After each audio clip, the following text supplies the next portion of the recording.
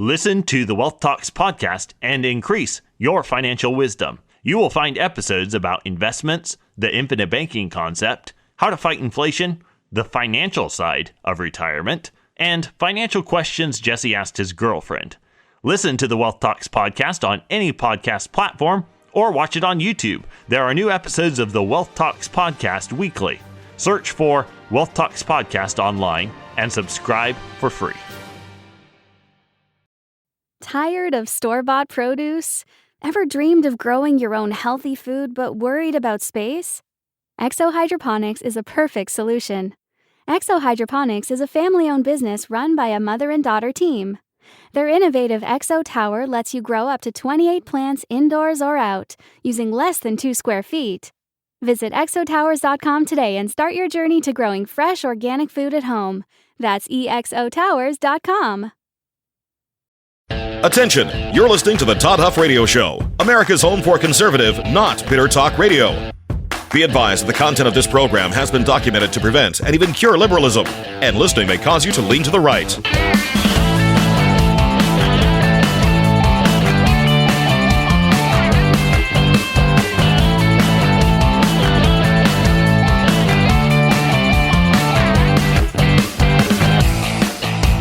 Here's your conservative, but not bitter host, Todd Huff. Yes, my friends, you would have heard if you listened to this program yesterday, and why wouldn't you have listened to this program yesterday, that my youngest daughter and I went to the Pacers-Lakers game last night. It was a heck of a basketball game. Did not end in the Pacers' favor. Last second, I'm talking fraction of a second tip-in by LeBron James to defeat the Pacers. What was it, 120-119, I believe. Fantastic game. Fantastic environment. Pacers are a lot of fun to watch. I think top to bottom, they're as good as any team in the NBA. They're very deep, maybe lacking that superstar that some teams have. Anyway, great time, great game. It's good to be here today.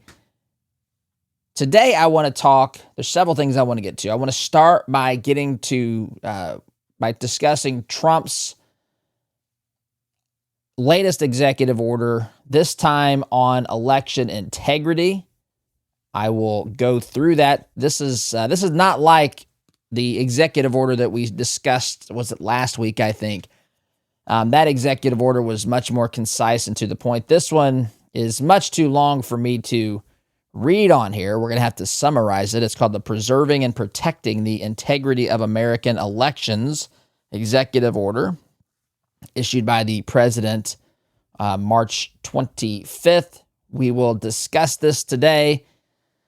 There's other things in the news as well. By the way, if you're new to the program, welcome, first of all. Secondly, if you're new to the program, know that if we discuss something on this program and you want to see it for yourself, if you want to see sometimes it might be a soundbite, sometimes it might be the text of this executive order, you can go to the website, toddhuffshow.com, go to the stack of stuff. I think we just call it the stack on there now, and that is where you can go and you can read or see the things that we discussed on this program. That is a hat tip to the, late, great Rush Limbaugh.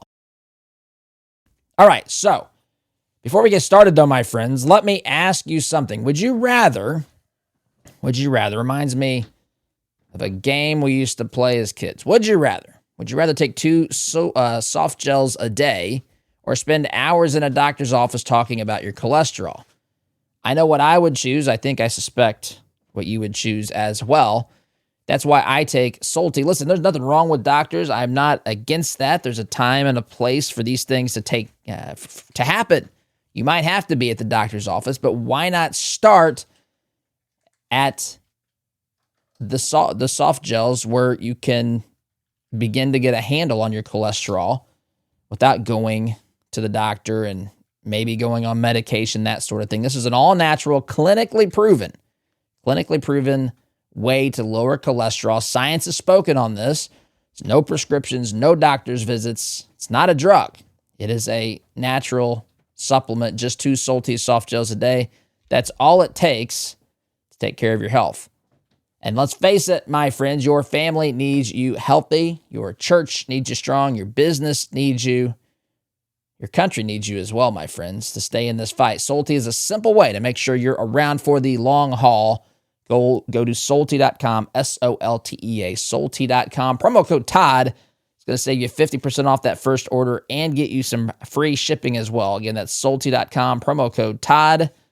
2 Solti soft gels a day is all that it takes. All right, my friends. So let's begin by talking about this executive order. Again, this one's too long to go through verbatim, but I will at least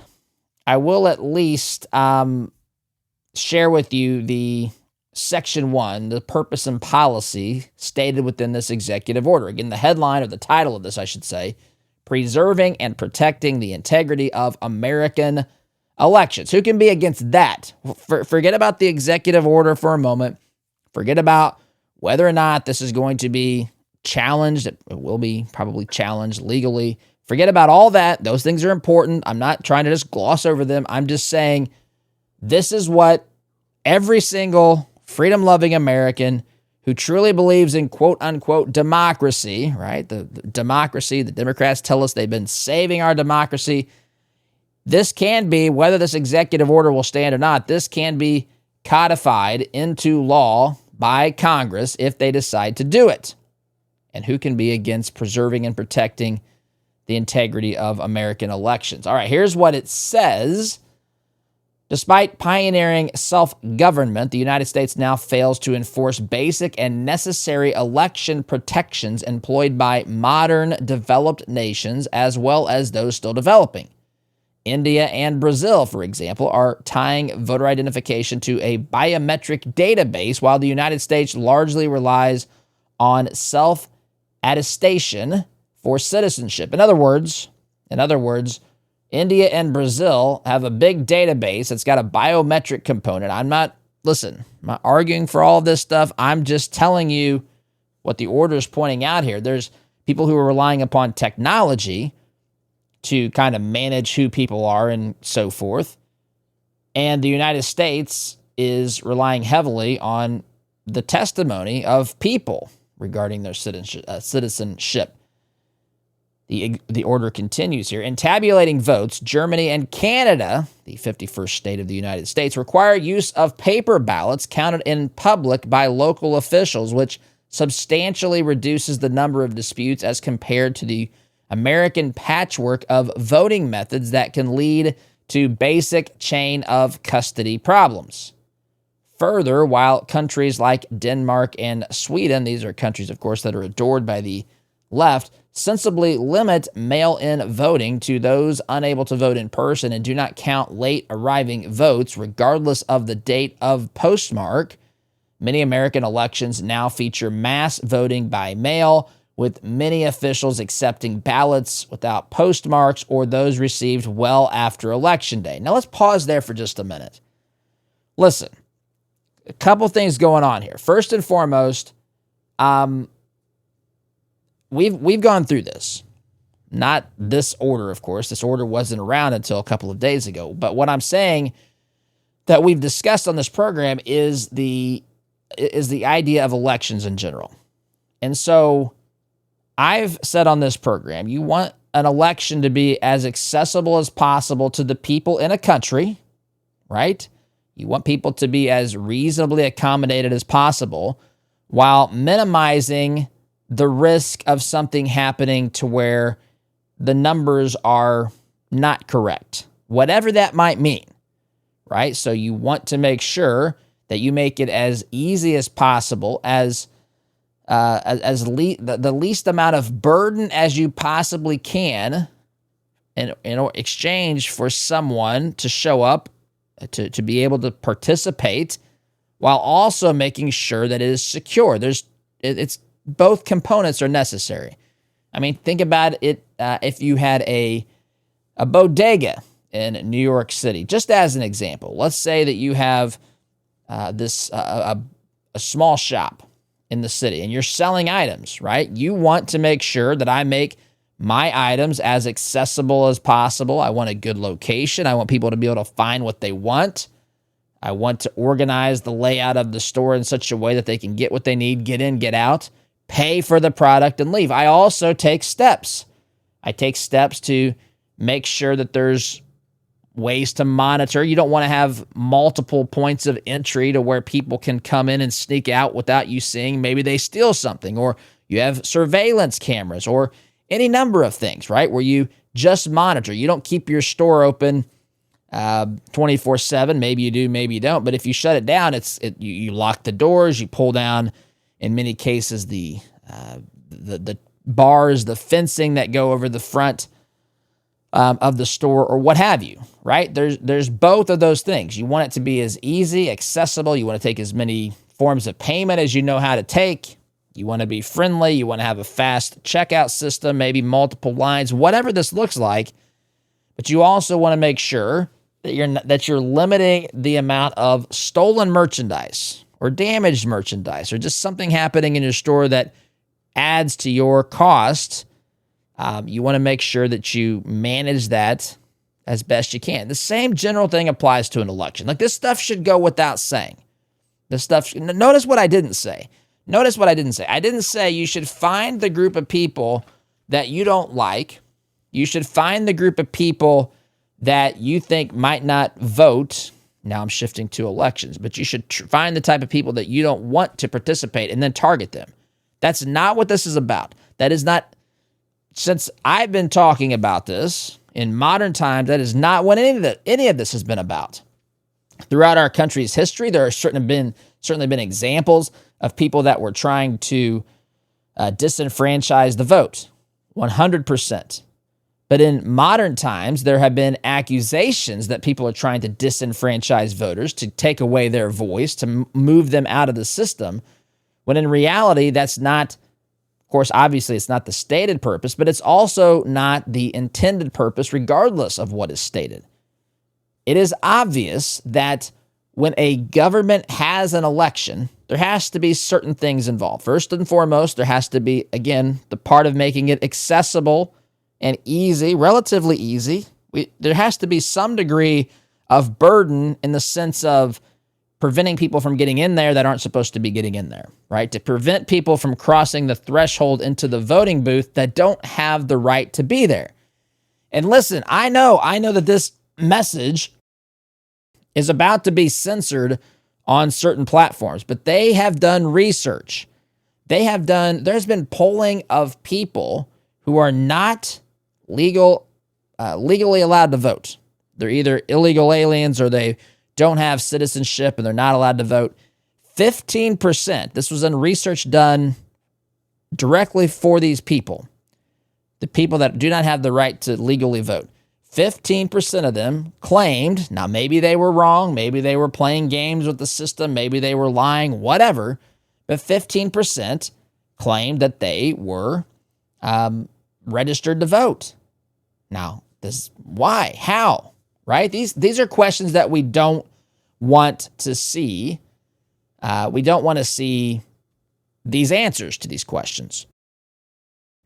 So, we want to make sure that the people who are allowed to get there are allowed, that are legally have the right to vote, can get into that booth, cast their ballot with as little of obstruction as possible, but also understanding that there has to be a little bit of, I guess, security involved to prevent people who aren't supposed to be there, just like the bodega example I gave you. So from there you have to begin to think, okay, what does this process look like? What are some things that we have to be mindful of? You start to think about technology. You start to think about things that are connected to the internet. You start to think about whether or not those things can be accessed by people, nefarious characters who could do stuff to the numbers, right? You could see that certainly being the case. Now, I can say all of this without making any specific claim that something was done in a previous election. We could talk about that. It'll be shut down and censored left and right. But there are people who are claiming, I think Rosie O'Donnell claims that I think it was her, claimed that Elon Musk stole this last election. He hacked into machines and so forth. So this isn't just conservatives who are saying these things. Back in 2020, it certainly was conservatives. But there are real problems and real questions. If you've not seen the documentary 2,000 Mules, I implore you to go watch it. It highlights, it gives clear-cut examples of some of the problems. Now, maybe there wasn't enough of the shenanigans to move the needle and flip states for certain candidates. You can decide that. But to pretend like there is nothing going on in 2020, I do think that there were some cleanups, some things that gotten cleaned up in 2024. But to pretend like there's no problem or concern whatsoever is really living with our heads in the sand. So you have questions about voting machines being connected to the internet. If that's something, some people allege that that's the case. Some people say that that's absolutely not the case. But we should all agree that that's probably not a good thing. And then you look at what some of these countries do where they have paper ballots that are being counted in public, and you can say, you know what? That's actually not a bad idea. Because you can, if something is tabulated electronically, look here in my state now, they have this new thing where you vote with a machine, a digital machine where you're pressing buttons, but it prints out a paper ballot as well. And there's this little thing off to the right where you hit preview, or you preview your ballot, and you can look at the paper ballot.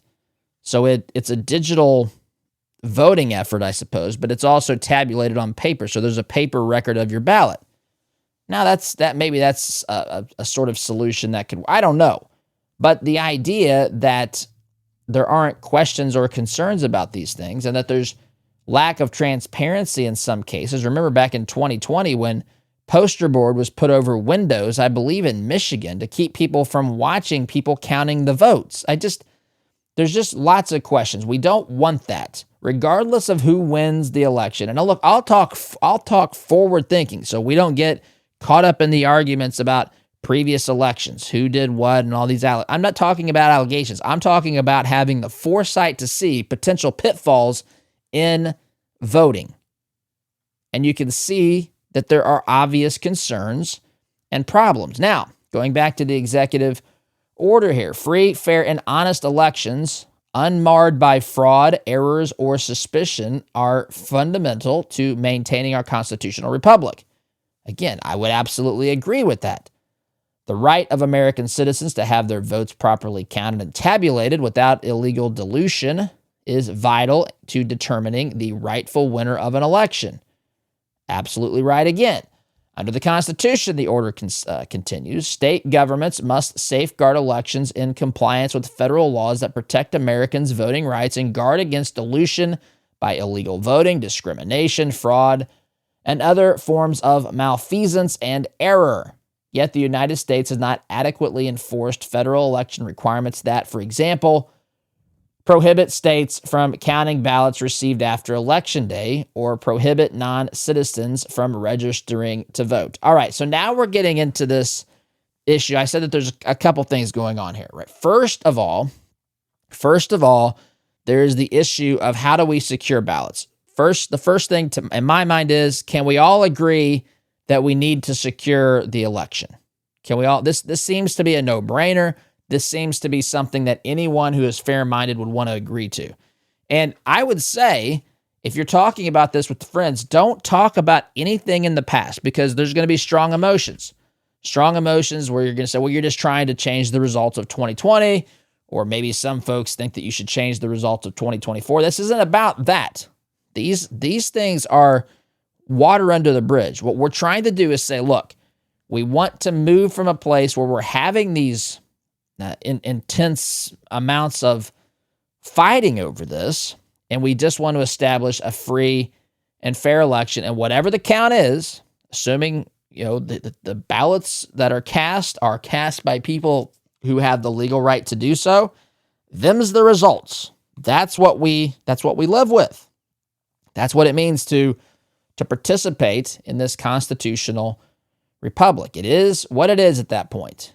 But if there's genuine questions, and there are genuine questions, that's the other thing that the media, the Democrat Party, I would say the Republican Party outside of Trump, there may be some other examples, but we never got answers to some of these things. There are legitimate questions people have about the election. You've heard me on here, if you've listened to me for any time, you would have heard me reference something that I just sticks in my mind just like it's like getting a thorn or a thistle or a burr in your shoe if you're hiking in the woods and it just rubs your foot. It just constantly is there for me.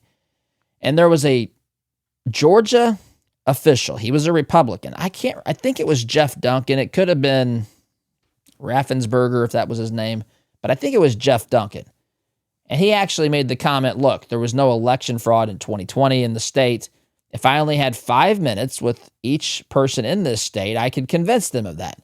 To which I said on this program multiple times, Mr. Duncan, that's wonderful. No one is stopping you. Obviously, you can't talk 5 minutes to every person in your state or even around the country who's curious about why you're so adamant that you know for a fact that these numbers are perfect. No one, you can't spend 5 minutes with every person. You don't have the ability. But you know what you do have? You've got the ability to issue statements. You got the ability to produce video that you can put on social media. And people like me would happily share the reasons that you think people have nothing to worry about regarding, say, the election results from 2020. I would be happy to do that and to talk about that. The problem is you didn't do it. See, that's how you can accommodate. I come on this program every day.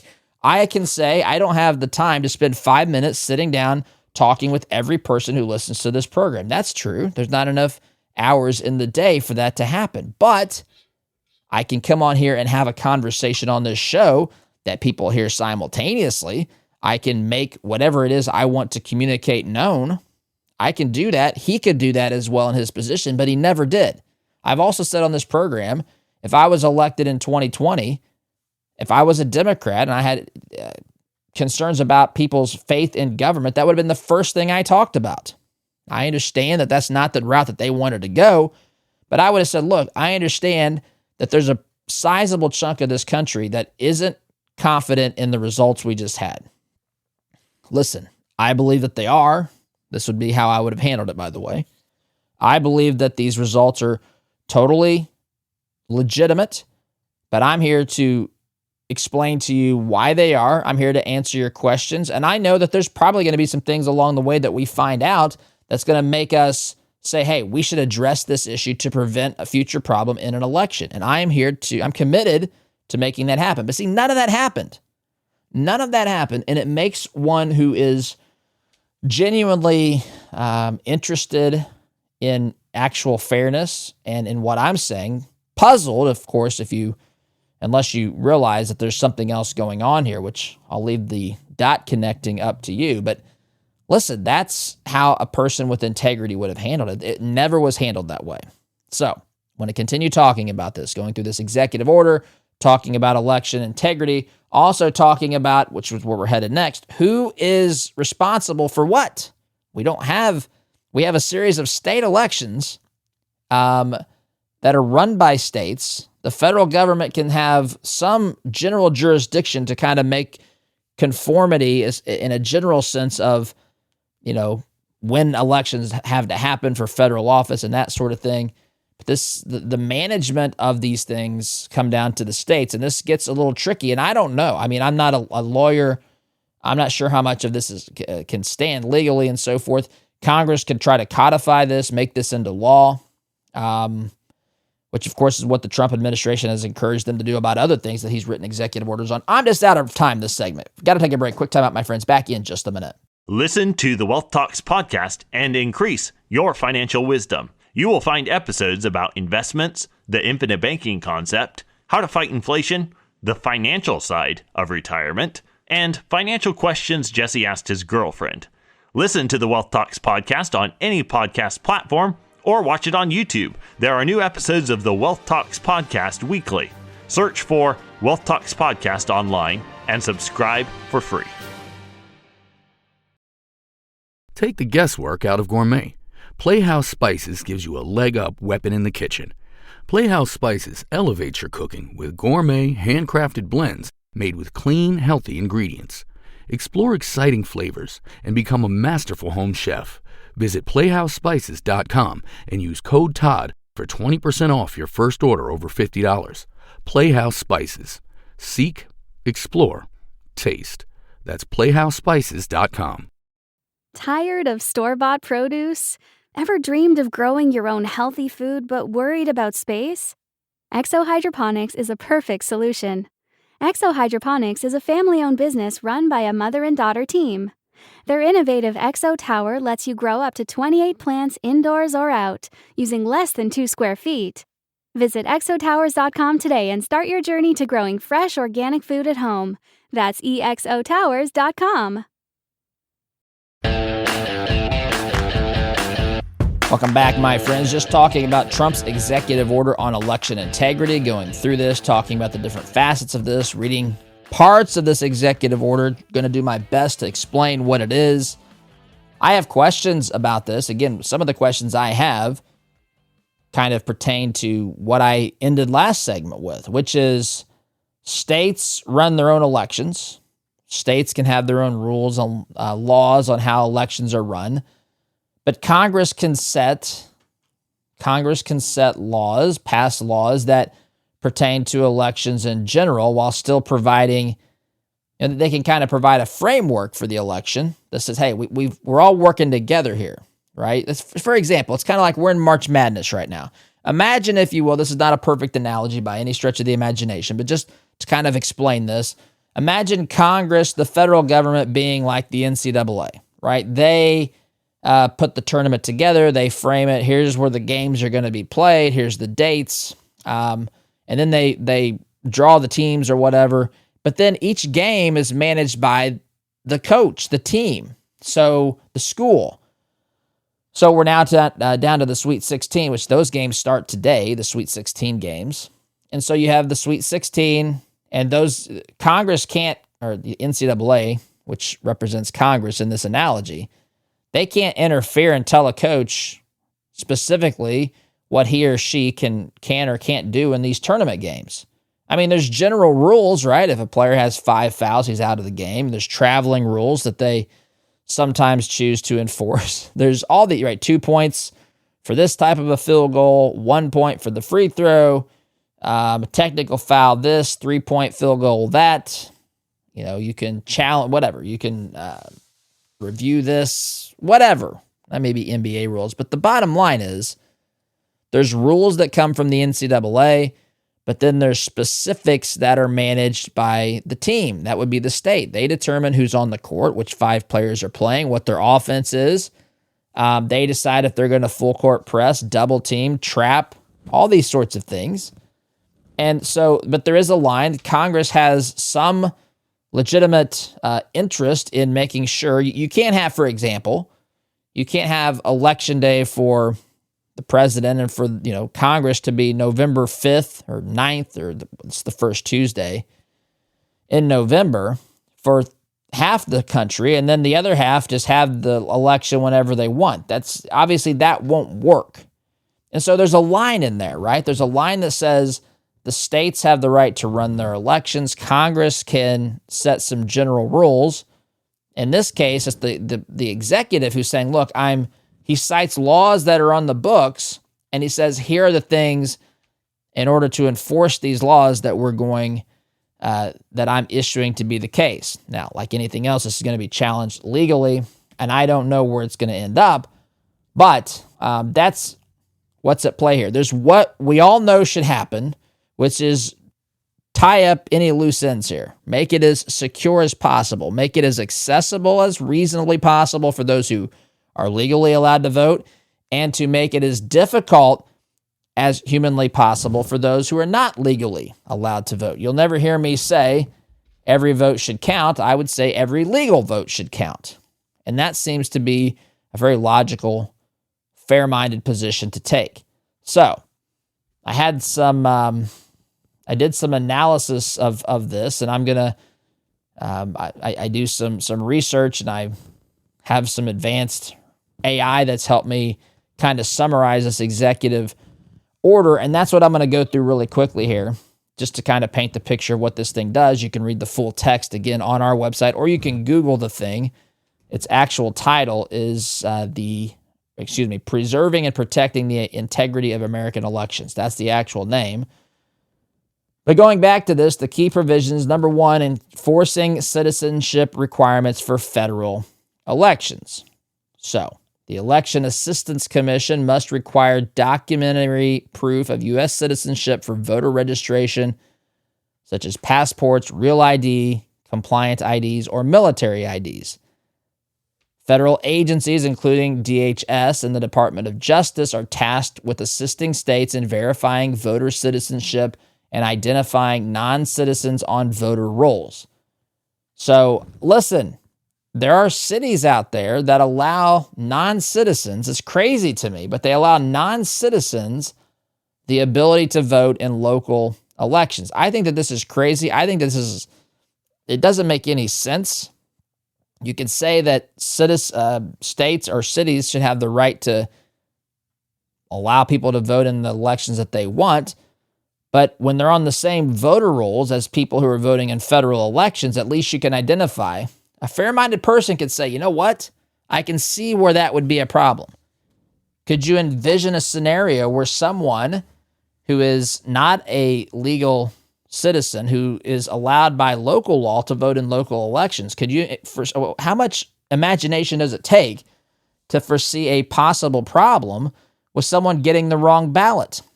Well, Todd, the technology will, but yeah, right. The technology does. I turn my iPhone on sometimes. I love my iPhone. There's times it doesn't do anything. There's times sometimes it's user error, let me be honest here. But there's times when the phone doesn't do what I ask it to do. There's a phone system that I use. The other day, I was making calls from it and they would not go out. The system was logging them. It was showing them as incomplete calls. 3, 4, 5. I had to contact the company that manages the technology and say, hey, what's going on here? They did something behind on the back end and, whatever they do, they reset my account. They configured it differently and now it's working. Technology does wonderful things when it's working. It can be absolutely mind-boggling and infuriating when it's not. So it's certainly possible, it's conceivable that folks could be voting in elections who are, at least by city ordinance, allowed to vote locally as illegal. Well, not illegal. Well, I guess it could be. So non-citizens, they could potentially be allowed. And the federal government has every right to say those people should not be voting in the elections because they are not legally allowed to vote. Number 2 here, assisting states in verifying voter eligibility. Federal agencies such as the Social Security Administration and DHS must provide states with access to their databases to verify voter eligibility, including citizenship and death records. We know that there's a massive cleanup of the Social Security Administration's database. And the idea is here to say, hey, here is a tool that states can use to help identify who is really legally in our system as a legal citizen and who has the right to vote. I know that people who are deceased being on voter records, on voter rolls, I should say, is a massive problem, is a legitimate problem. Why can't we? Again, if we're supposed to believe that our government can lower the sea levels in 50 or 100 years, is it too much to ask that when someone has a death certificate, when they are deceased, that there's something that happens to notify the election database this person can't vote anymore because he or she is deceased? That seems like one of the first things you would want your technology to be able to do, at least some notification. But there are things that, again, it's just been a hodgepodge, and there's not been a lot of interest, candidly, in cleaning this up. Let's see. The Department of Justice is instructed to enforce compliance with federal voter registration list maintenance requirements. Totally legitimate. There's a law in the books. The Department of Justice is going to make sure that states comply with federal voter registration list maintenance requirements. That's a legitimate thing. There might be case-by-case examples of whether a state's violating that or not. That can be handled in the courts. But the Department of Justice, absolutely, by law, has the prerogative, the authority, and I would say the obligation to do this. Number 3, improving the Election Assistance Commission. The EAC, something that about 11 people have heard about before this executive order, is directed to withhold federal funds from states that fail to comply with federal election laws. Again, I don't like how states are funded today, but I'll tell you this, if states are going to be getting the money through the way that we have funds allocated today coming through the federal government to the states, and they're not complying with the law, then that's a legitimate thing to do. Voting systems must produce voter verifiable paper records. We talked about that. I talked about how our machines, at least mine and my precinct in Indiana does, and avoid using barcodes or QR codes for vote counting except for accessibility purposes. If there's not a paper trail, it's a digital paper trail, it becomes a little harder to confirm, and it undermines this idea of transparency. These are my words, not in this summary here, but it's an issue of transparency and candidly just ensuring the confidence of the electorate. Voting systems must produce, repeated that one. The EAC must review and potentially recertify voting systems under updated standards.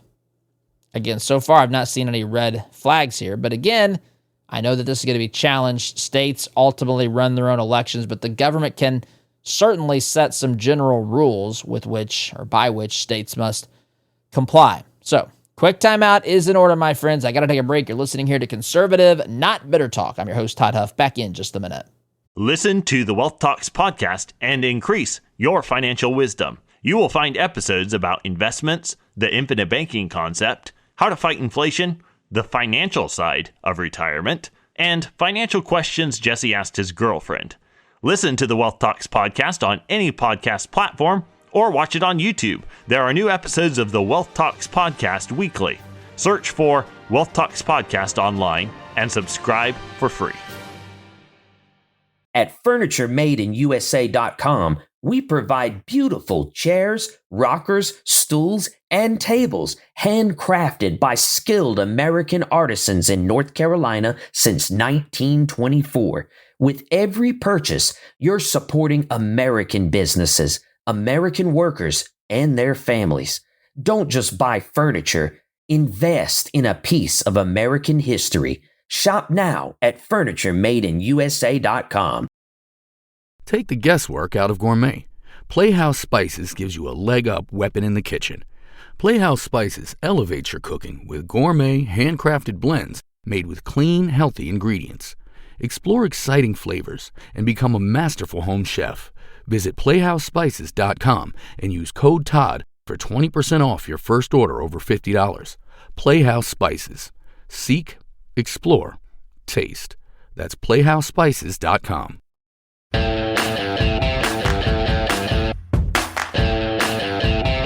Welcome back, my friends. Third and final segment of this, the first hour of the Todd Huff Show.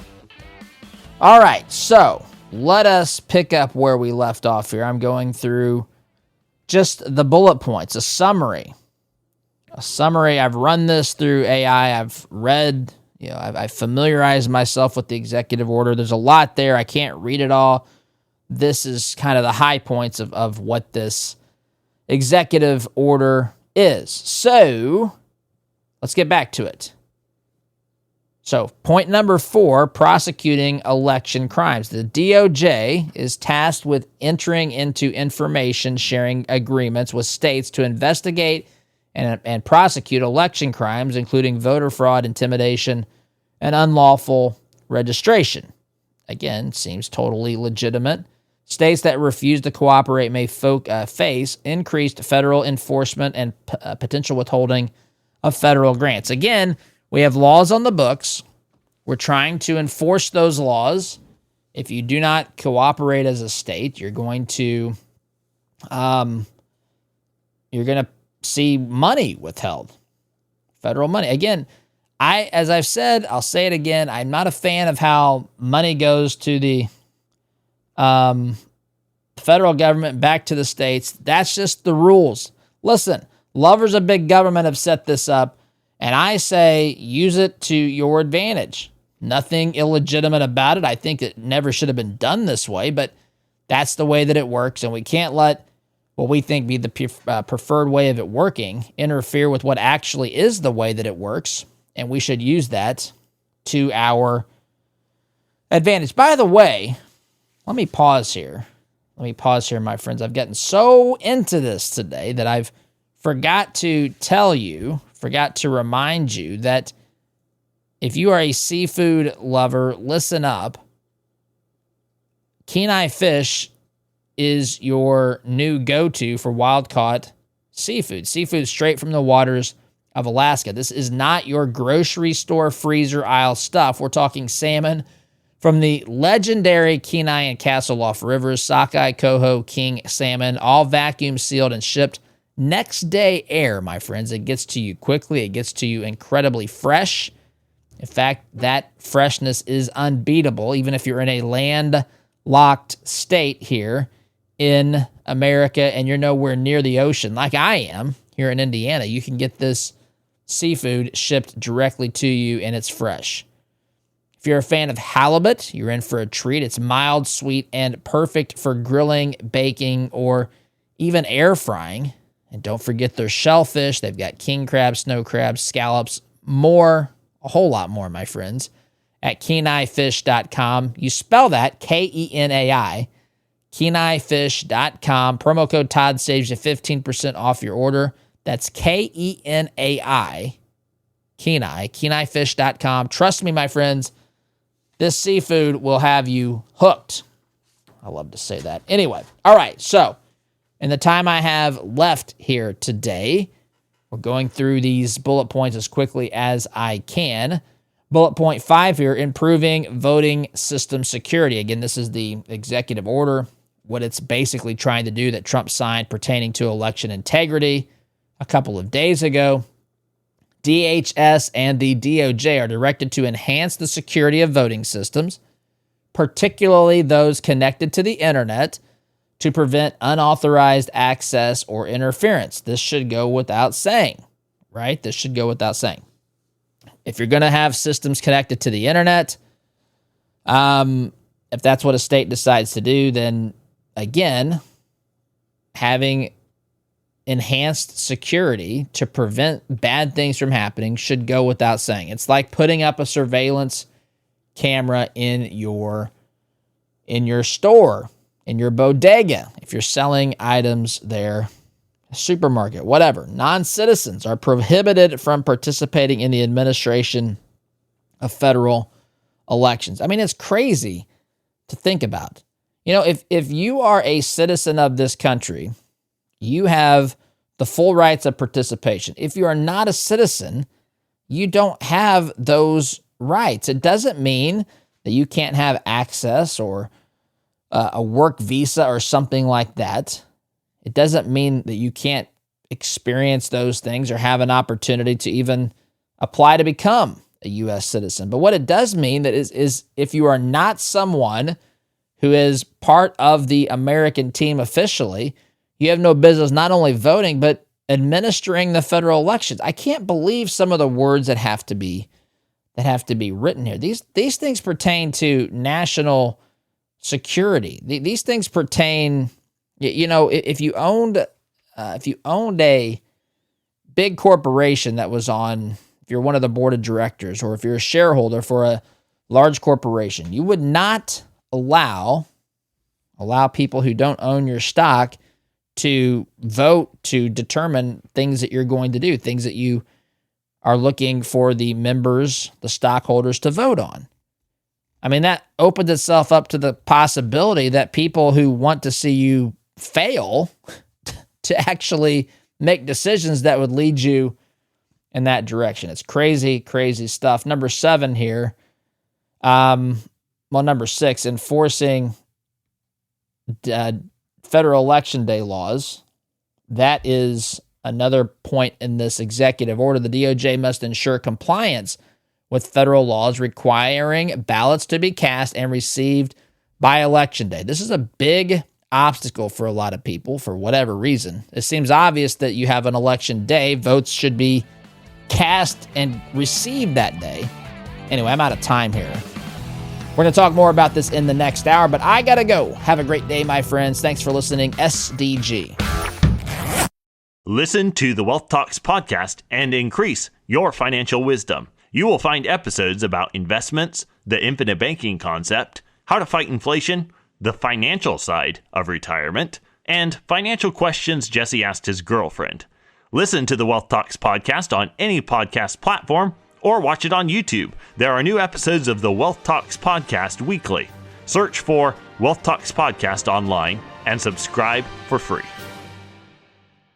At FurnitureMadeInUSA.com, we provide beautiful chairs, rockers, stools, and tables handcrafted by skilled American artisans in North Carolina since 1924.